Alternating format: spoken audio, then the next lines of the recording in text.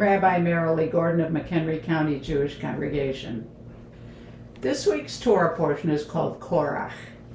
We get the names of each portion from the first significant word in the portion. So this portion ends up being called Korach, who is the rebellious person who challenges Moses' leadership. Now, why does he challenge Moses' leadership? He says basically, you've been in charge. You're not any better than the rest of us. Let someone else be in charge for a while. What he's not taking into account is Moses didn't ask for this position. This was a job description that he was handed by God, and he's trying to do the best he can. And Korach wants what he perceives to be the glory that comes with a position. Now, things don't go well for Korach. He ends up being swallowed up by the earth. And this is referred to later on in rabbinic literature in terms of what is a controversy that is in the name of heaven, meaning a holy controversy. And I just want to read you this one portion from Pirkei Avot, also known as the Ethics of the Fathers. Every controversy that is in the name of heaven, that's L'Shem Shamayim, shall in the end lead to a permanent result, but every controversy that is not in the name of heaven shall not lead to a permanent result. What controversy was it that was in the name of heaven?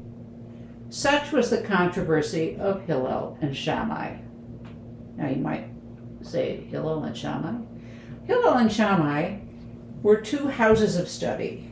Hillel had his disciples, Shammai had his disciples, and on many matters they disagreed, but they were each looking for the truth of the matter.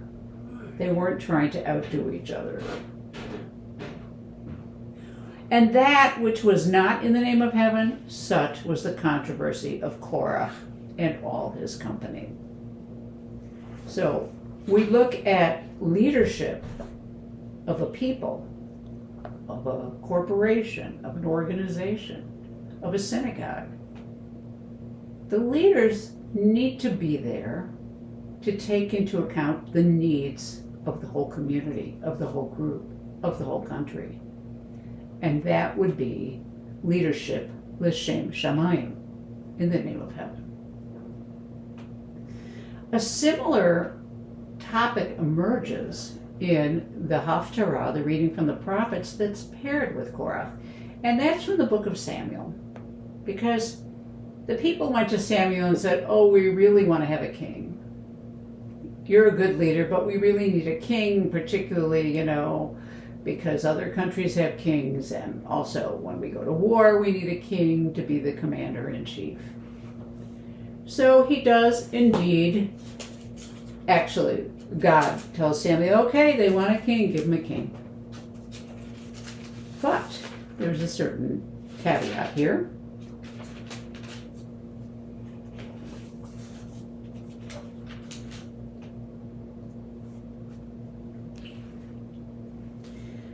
Samuel says to the people, God has set a king over you. Here's the king you've chosen, that you've asked for. If you will revere God, worship and obey him, and will not flout God's command, and if both you and the king will follow God's rules, all well and good. But if not, God will strike you. In other words, the king has to follow the rules and be righteous in order to be in that leadership position. So that's our message about leadership today. Those who would be in charge, so to speak, need to be there because they are taking care of